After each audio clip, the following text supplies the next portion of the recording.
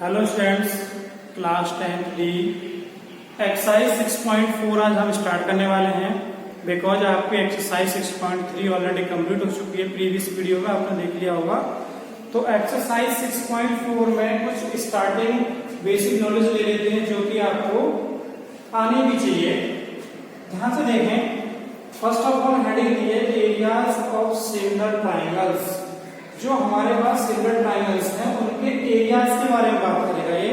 तो इसकी प्रॉपर्टी क्या होती है, आपके पास दो ट्राइंगल्स हैं A B C and P Q R, और जो फर्स्ट ट्राइंगल है उसकी प्रॉपर्टी है, एक इसकी मीडियन दे रखी है ए डी और सेकंड की मीडियन है P M.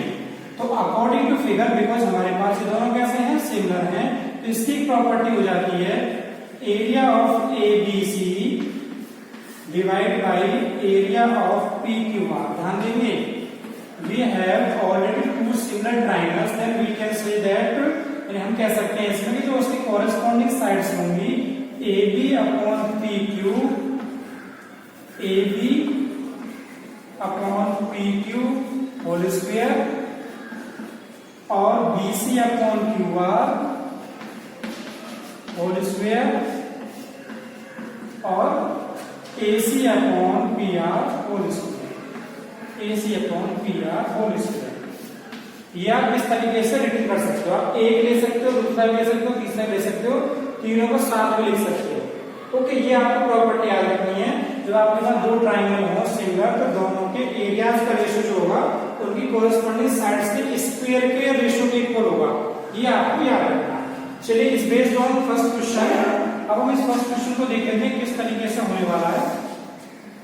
Left triangle ABC and DEF similar. ध्यान दीजिएगा, हमारे पास दो ट्राइंगल है, दोनों सिमिलर हैं and their areas be 64 square centimetre and 121 centimetre square. If EF equal 15.4 centimetre, find BC. अब इसमें दो ट्राइंगल बोला है, आप फिगर ड्रॉ कर लीजिए A B C. Second triangle D E F, we have already similar. Okay, इन दोनों को बोला है उसने कि दोनों सिमिलर हैं। अब उसके बाद कुछ साइड्स इसने दे रखी है, इसने बोला दोनों का एरियाज गिवन है। ध्यान दीजिए, गिवन में लिखना पड़ेगा आपको। एरिया फर्स्ट की बात कर रहा है, 64 फर्स्ट है, तो एबीसी का जो एरिया हो गया वो तो हो गया 64 स्क्वायर सेंटीमीटर, और एरिया जो डीईएफ का है सेकंड का, वो कितना हो गया 121 स्क्वायर सेंटीमीटर। ओके, एक वैल्यू और है ईएफ।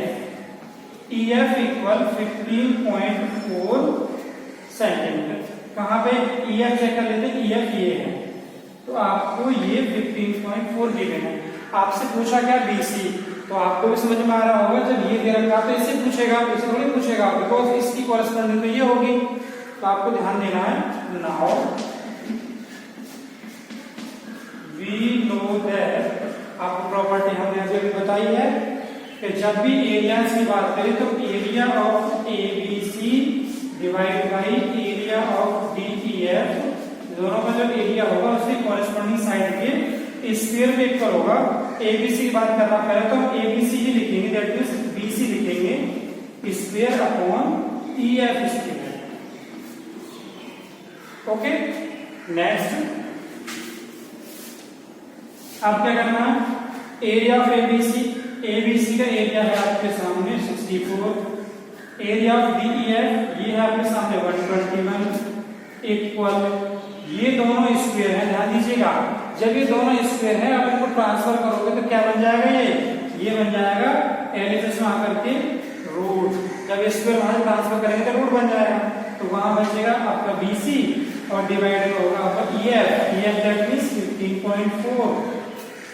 ये कितने का स्क्वायर है 8, और ये कितने का 11 equal BC upon 15.4।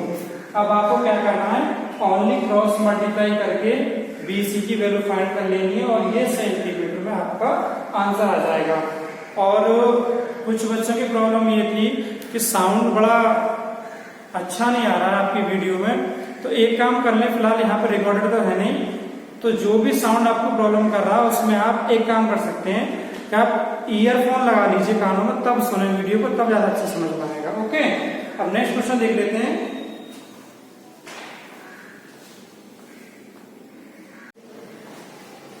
Next question is question number 3। Question number 3 आप पढ़ेंगे डीपली। इसमें लिखा हुआ है in figure triangle ABC and BBC are two triangles on the same base BC. ध्यान देंगे, फिगर आपके सामने है। एक ट्राइंगल है ए बी सी, इसका बेस है बीसी, और एक ट्राइंगल है डी बी सी, तो इसका भी बेस बीसी है। चलिए आगे बोला उसने एडी इंटरसेक्ट बीसी एट ओ, एडी इंटरसेक्ट बीसी एट ओ, बिल्कुल राइट है। उसके बाद बोला का प्रूव कर दीजिए area of ABC upon area of BBC equal AO upon DO. Very simple question है, आप देखिए ध्यान से इसको। जो प्रूव करने वाले क्वेश्चन होते हैं उनमें आप फ्री हेडिंग्स तो आप नहीं बना ही सकते हैं। गिवन में आपको लिखना पड़ेगा BC equal BC same base, same base. Okay, next है टू शो। आप टू शो में लिखेंगे area of ABC upon area of DBC equal क्या लाना आपको एओ अपॉन डीओ। अब लास्ट हेडिंग प्रूफ। मैंने आपको बोला कई बार, जो भी आपके पास प्रूफ करने के लिए है आप उसी को पहले फिगर में देखेंगे। ए बी सी कहाँ है, तो ए बी सी मिल गया, D B C D B C मिल गया। इन दोनों का एरिया हमें इतना लाना। अब क्या करेंगे हम, area of A B C upon area of D B C. ध्यान देंगे एरिया का फॉर्मूला 9th में 7 के क्लास में पढ़ के आए हैं। 1/2 हाइट टू बेस होता है क्या नहीं, 1/2 हाइट टू बेस। यानी एबीसी ट्राइंगल में हाइट कहाँ है, बेस कहाँ देख लेते हैं। तो एबीसी ट्राइंगल में हाइट तो है एओ और बेस है बीसी। ध्यान देते हैं तो क्रॉस लिखा हुआ है, तो हाइट हो गई एओ और बेस हो गया आपका बीसी। सेम वर्क इसमें करेंगे डीबीसी में 1/2, और इसकी जो हाइट है यानी बीबीसी में इसकी हाइट कितनी हो गई बीओ, सॉरी डीओ, और बेस कितना है बीसी। दोनों का सेम बेस है। इस तरीके से कैलकुलेट कर सकते हैं बिकॉज सेम है। तो आपको क्या बचेगा एओ अपॉन डीओ इसके equal area of ABC divide by area of DBC. इस तरीके से इक्वल बचेगा और ये आपको प्रूव करना था। Okay, now next question is, next question आपके सामने है और क्वेश्चन आपका D E and F are the mid points of sides A B B C and C A of triangle ABC. Find the ratio of the areas of triangle DEF and triangle ABC. तो figure draw कर लेते हैं पहले हम। आपके सामने figure है ए B सी और इनके मिड पॉइंट्स भी गिवन हैं। ए बी का मिड पॉइंट है डी, बी सी का ई है और इसका कितना है एफ ए सी का। तो आपको इनको ज्वाइन करना पड़ेगा बिकॉज डी ई एफ एक ट्राइंगल बोला भी है उसने, ये लिखा हुआ डी ई एफ ट्राइंगल। तो डी ई एफ इस तरीके से। चलिए अब हमको फाइंड करना है, तो किस तरीके से होने वाला है क्वेश्चन, ध्यान से देखिए। आपको रेशियो फाइंड करना है, तो आपको कुछ चीजें गिवन है उनको लिख लेते हैं हम। गिवन में आ जाएगा D,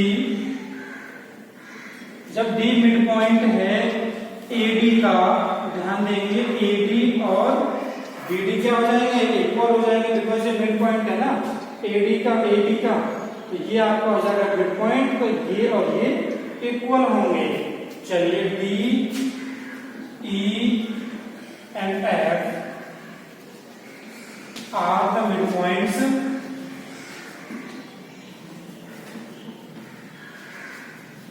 of AB, BC and CA. Okay, then अब क्या करने वाले हैं, अब करना पड़ेगा आपको जो वर्ग उसने बोला है। उसने बोला है कि DEF और ABC इन ट्राइंगल्स का रेशो आपको फाइंड करना है। तो अभी मैं मैंने बताया था कि जब भी रेशो फाइंड करना होता है एरियाज का और सिमिलर ट्राइंगल्स हो, ध्यान दें दोनों सिमिलर ट्राइंगल है बिकॉज ये मिड पॉइंट से बने हुए हैं। जो भी ट्राइंगल है उनके मिड पॉइंट से बना हुआ ट्राइंगल कैसा होता है, सिमिलर ही होता है, बट छोटा है पर है तो सिमिलर। चलिए अब हम इसकी कोई सी भी दो साइड ले सकते हैं। ध्यान दीजिएगा, सपोज दैट मुझे बड़े वाले ट्राइंगल की बीसी लेनी है, तो ध्यान दें ये बीसी एबीसी है, तो इसकी मैंने बीसी लिख ली साइड। ओके, तो एक बात बताइए, इस छोटे वाले ट्राइंगल की कौन साइड लेनी पड़ेगी, जो इसके पैरेलल हो, यानी कि डीएफ लेनी पड़ेगी। बट एक बात आपको याद रखनी है, जब मिड पॉइंट से मिलकर बनी हुई है साइड, तो मिड पॉइंट का मतलब होता है जो बड़ी वाली साइड होगी उसके हाफ के इक्वल होगी। ये छोटी क्लास में आप पढ़ के आए हो कि जो भी मिड पॉइंट से लाइनें बनती हैं दो, तो हाफ पार्ट हो जाते हैं, दोनों इक्वल होते हैं, और ये वाला जो पार्ट होगा वो इस पूरे का हाफ होगा। दैट मीन्स अब डीएफ लिख देंगे हम यहाँ पे डीएफ, और दोनों का क्या हो जाएगा स्क्वायर। बट आपको दिखाना पड़ेगा कि डीएफ किसके इक्वल है, डीएफ है हाफ ऑफ बीसी। ध्यान दें ये डीएफ बीसी का हाफ के इक्वल है, तो आपको लिखना है area of DEF upon area of ABC equal DF के प्लेस में क्या लिखना है, डीएफ के प्लेस में लिखना बीसी का half. That means BC upon 2, और इसका स्क्वायर रहेगा सेम, और पूरे पे लगा सकते हैं, और नीचे भी क्या रहेगा बीसी। चलिए बीसी से बीसी कैंसिल हो गया, अब क्या बचेगा यहाँ पे, area of DEF upon area of ABC equal, यहाँ बचेगा 1 और अपन बचेगा 2। इस 1 को मानते नहीं है, 1 का स्क्वायर कितना हो जाएगा 1, और 2 का स्क्वायर कितना आ जाएगा 4। तो आपका जो रेशियो आया कितना हो गया, रेशो हुआ आपको 1:4। इस तरीके से आपको ये क्वेश्चन करना है। ओके,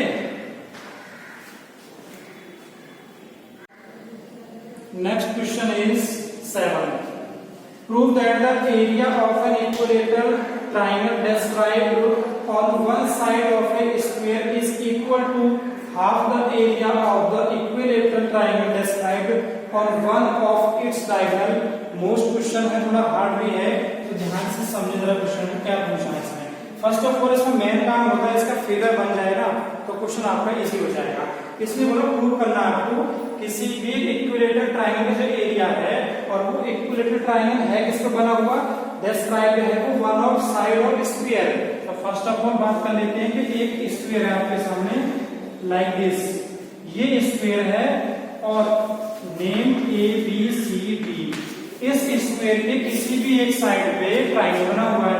सपोज करिए मैंने ये बना दिया ट्राइंगल, और इसकी तीनों साइड कैसी हैं, इक्वल, बिकॉज इसने मुझे बोला है, और ये भी आपको पता है कि जो स्क्वायर होता है उसकी साइड इक्वल होती है। ठीक है, अब उसने आगे बोला हाफ द एरिया, इस ट्राइंगल का जो एरिया है हाफ द एरिया किसके equal, half the area of equilateral triangle described on one.